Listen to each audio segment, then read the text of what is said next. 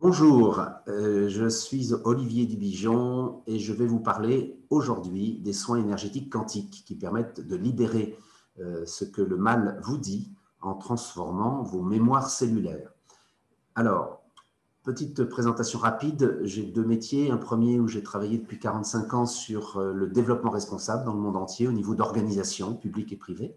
Et deuxième métier, celui dont je vais vous parler aujourd'hui, sur les soins énergétiques quantiques. Alors, premier élément, c'est quelle est notre réalité énergétique. Donc, pour rappel, je suis sûr que vous le savez pour la plupart d'entre vous, nous sommes totalement régis par les lois de l'univers. Quand je dis nous, c'est tout être vivant, humain, donc animal, végétal, minéral.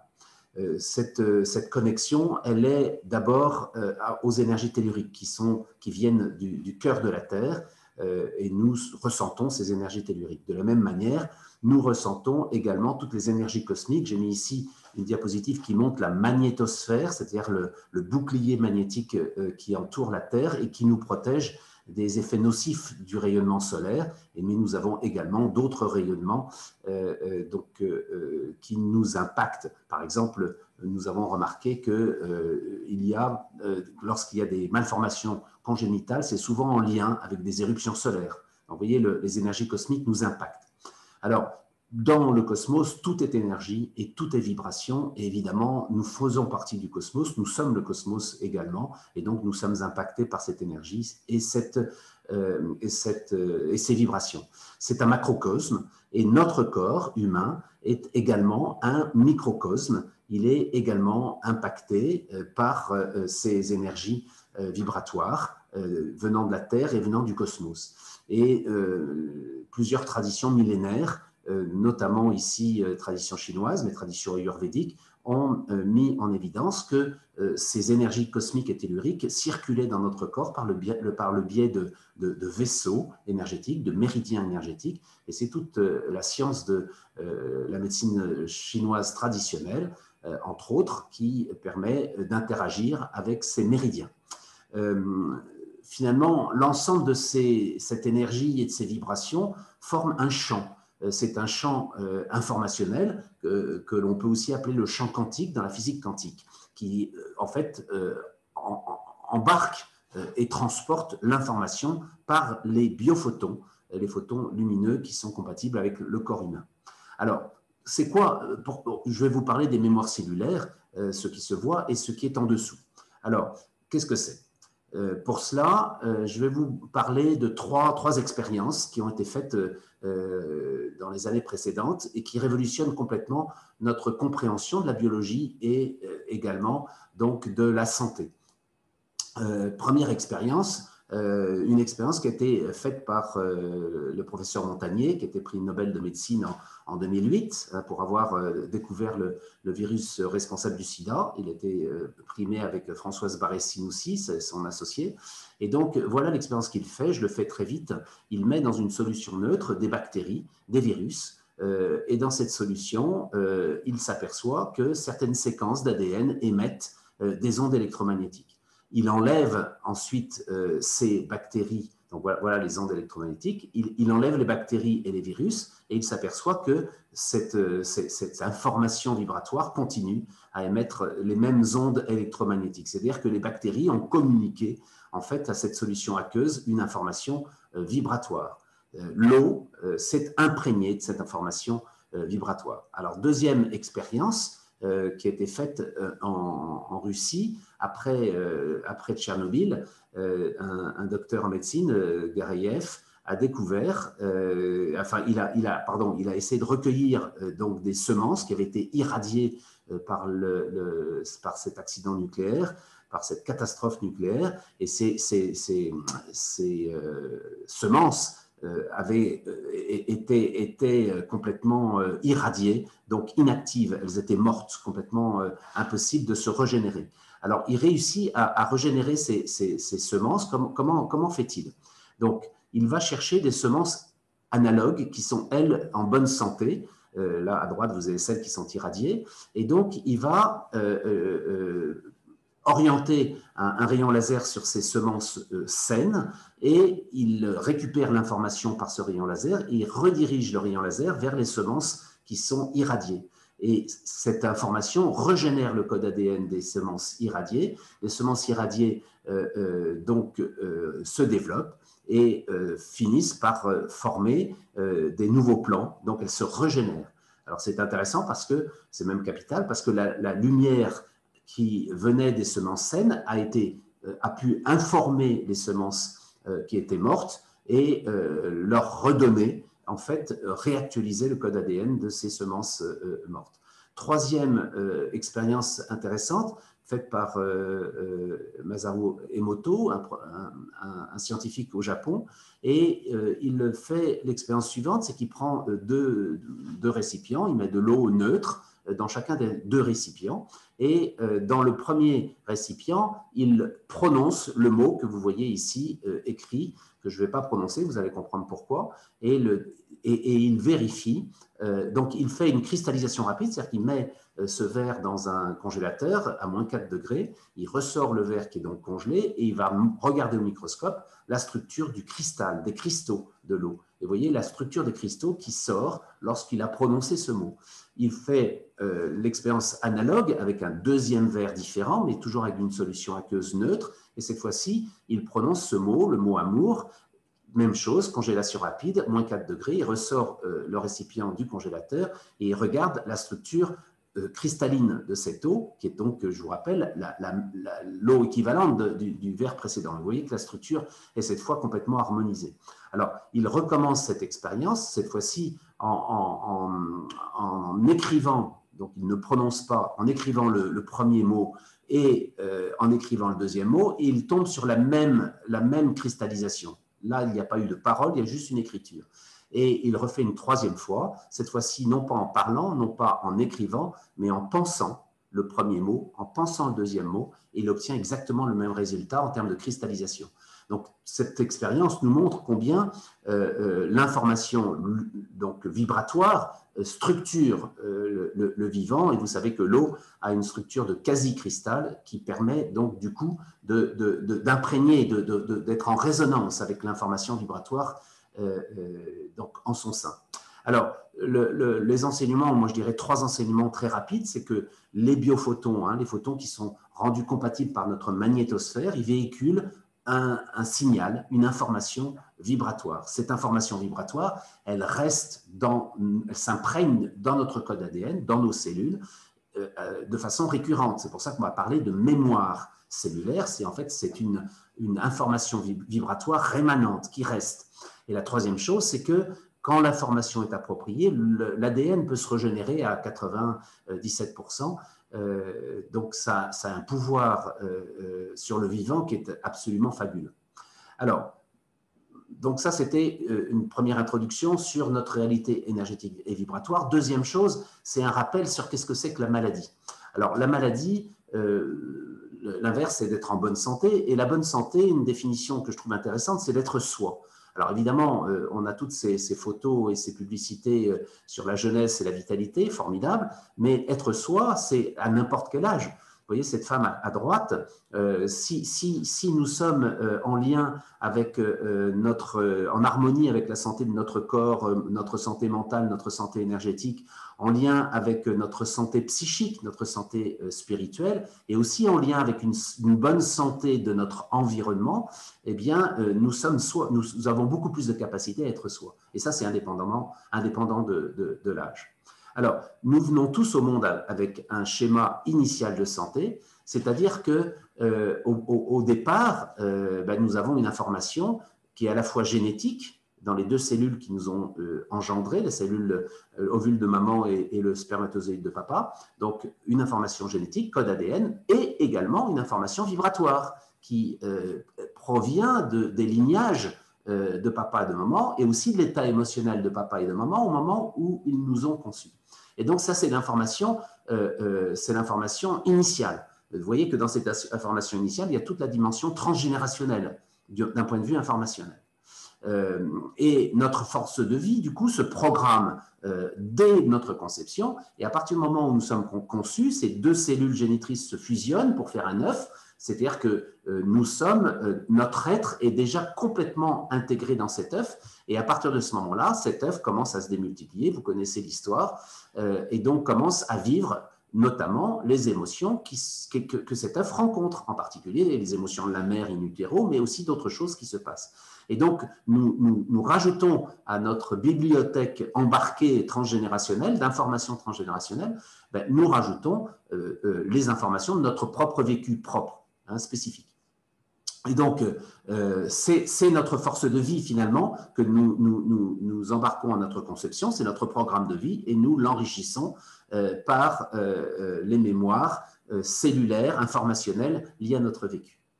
Alors, la maladie, on peut dire que la maladie, c'est quand nos échanges sont perturbés avec nous-mêmes, notre physique, notre émotion, également avec notre environnement. C'est-à-dire que quand c'est une perturbation dans nos cellules, c'est un stress pour notre cellule. C'est-à-dire que la maladie manifeste que nous ne sommes plus, nous ne vivons plus en harmonie avec nous-mêmes et avec ce qui nous entoure.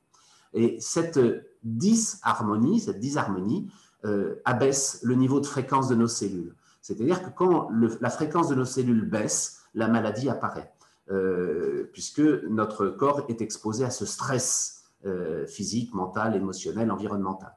Par contre, lorsque la fréquence de nos cellules augmente, à ce moment-là, nous expérimentons la santé. On peut dire que la maladie, c'est donc une disharmonie, c'est un désordre vibratoire, et qui résulte finalement d'une dissonance informationnelle au départ. Cette dissonance informationnelle, si elle n'est pas désactivée, elle va engendrer des perturbations dans notre circulation énergétique. Ça, c'est tout le domaine des acupuncteurs, des magnétiseurs.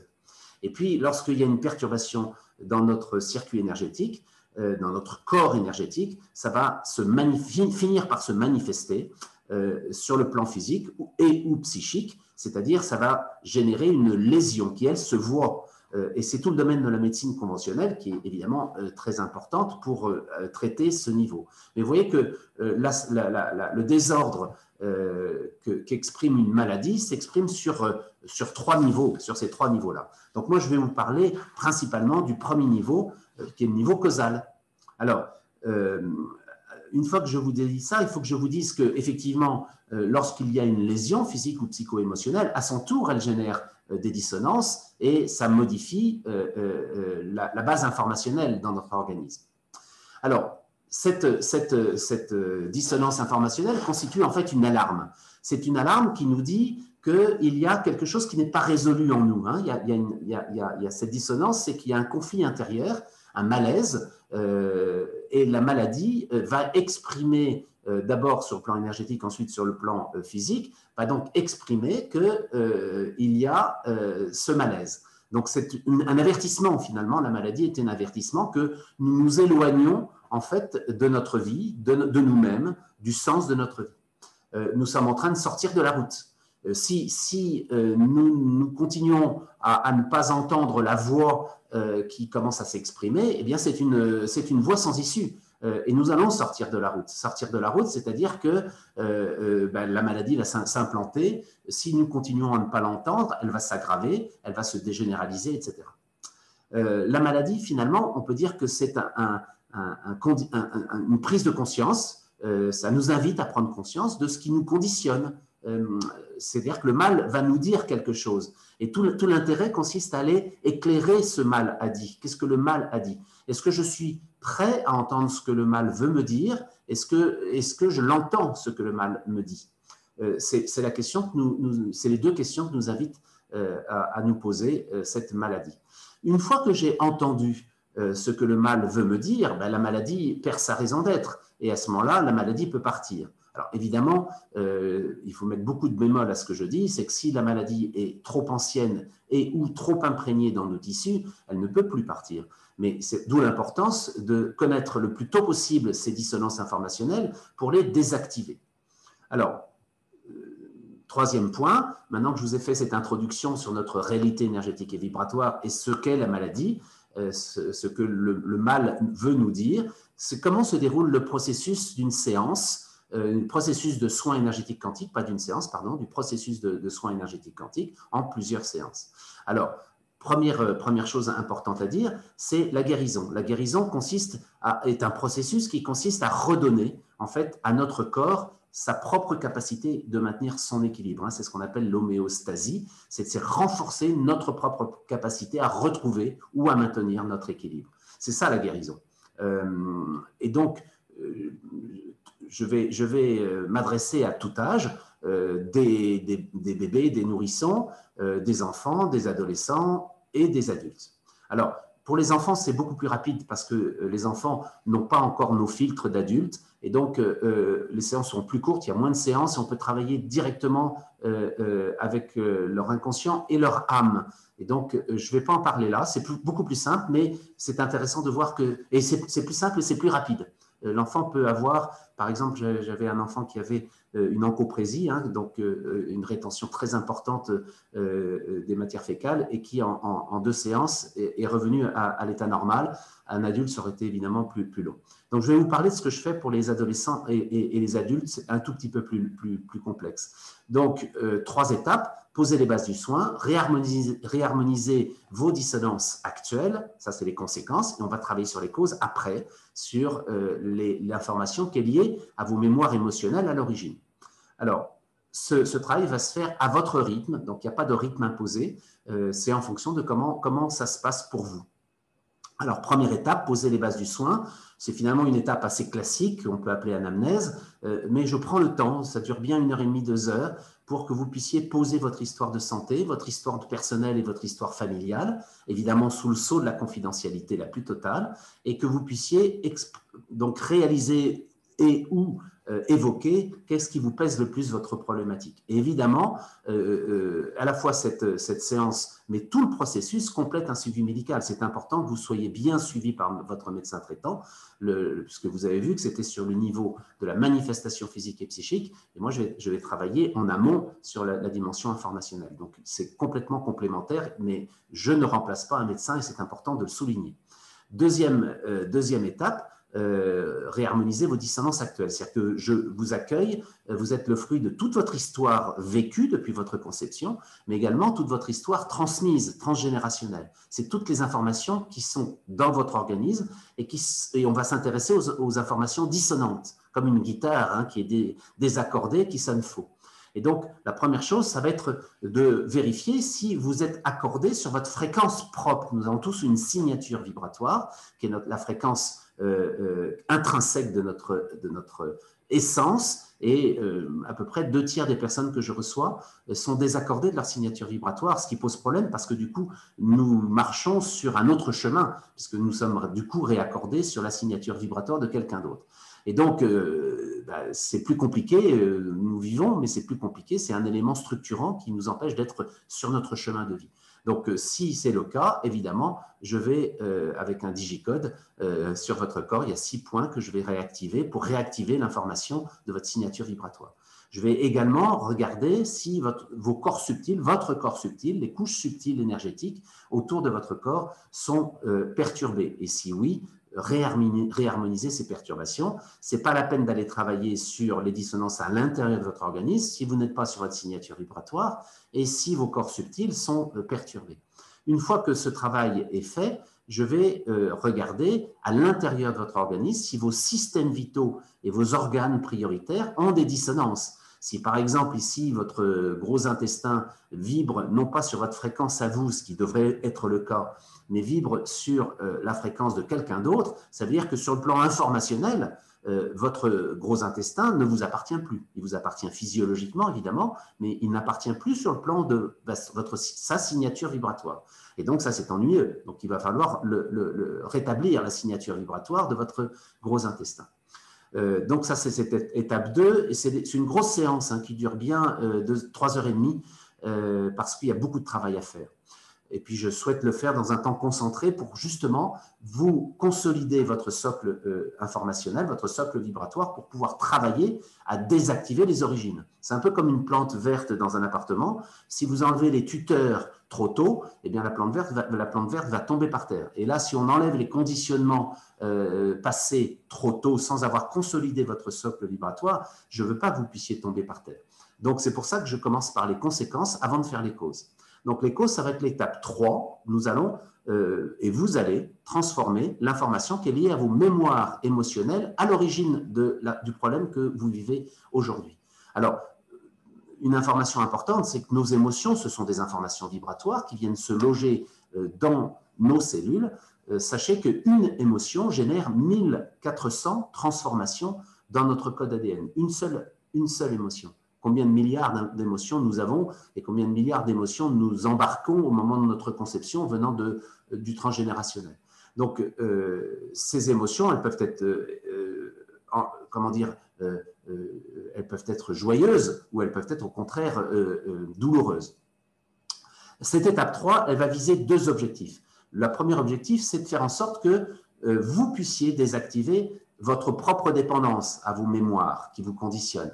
Par exemple, je vais vous prendre un exemple, une femme qui est venue me voir, quand elle avait 1 an, sa mère a attendu un petit frère pour cette femme et elle est partie à l'hôpital pendant plusieurs jours. Et cette femme a été placée chez sa grand-mère et sa grand-mère a eu,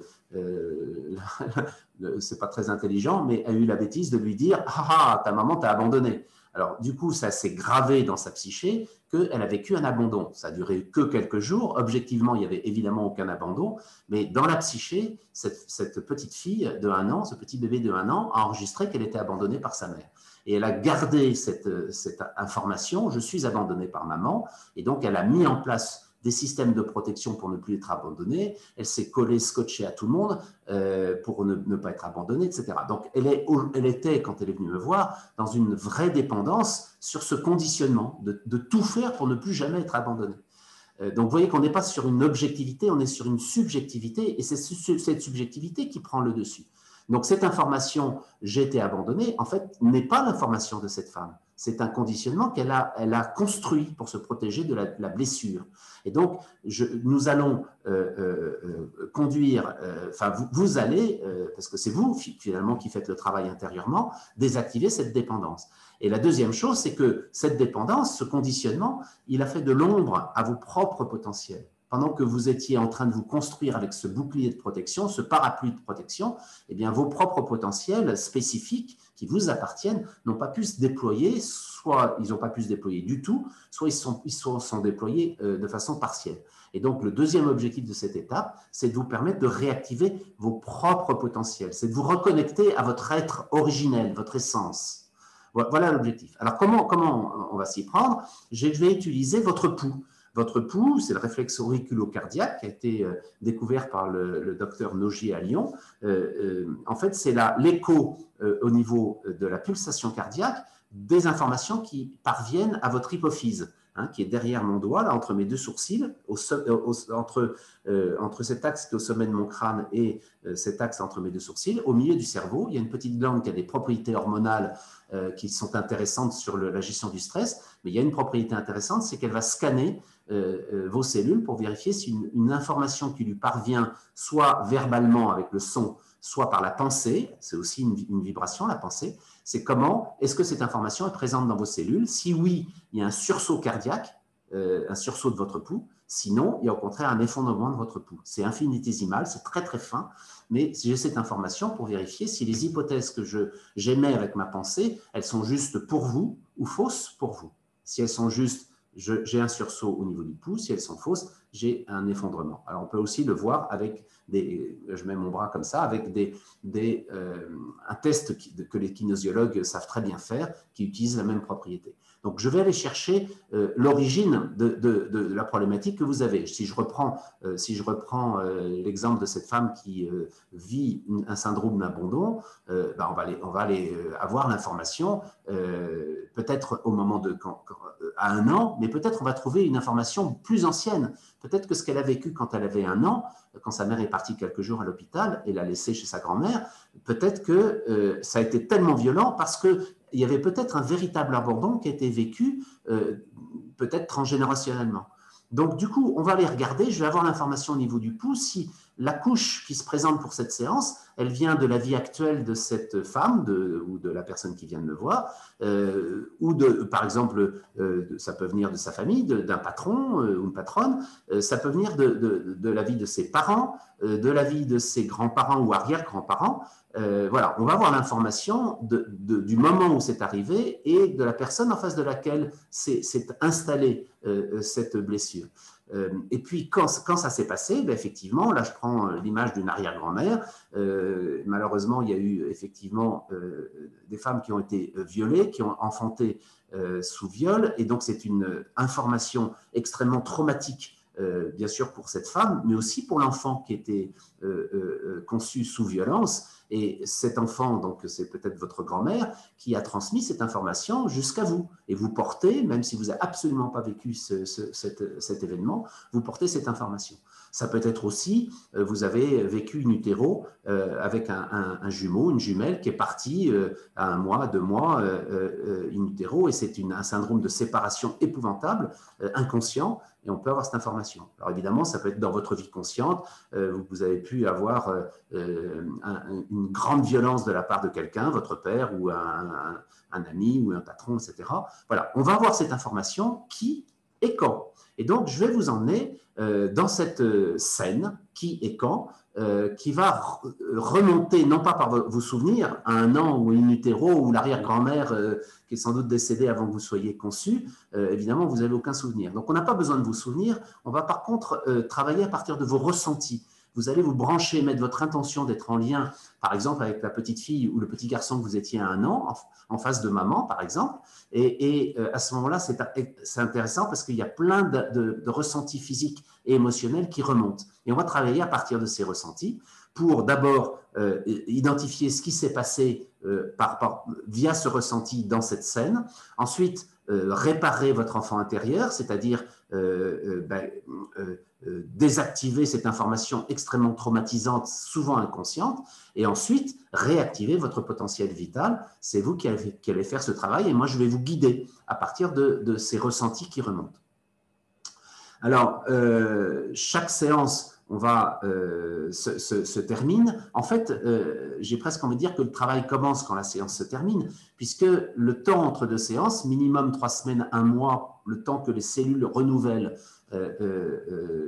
se renouvellent et donc se renouvellent avec l'information qui a été contactée au moment de la séance. Donc, ce temps entre 2 séances est au moins aussi important que la séance elle-même. Et donc, je vais vous donner des conseils personnalisés pour pouvoir potentialiser, donner de la puissance à cette transformation informationnelle qui va s'opérer dans vos cellules. C'est un temps important et donc nous nous revoyons 3 semaines, 1 mois après, et puis petit à petit, les séances vont s'espacer au fur et à mesure que dans votre exploration de vie, vous constatez que le problème pour lequel vous êtes venu s'estompe, voire disparaît totalement.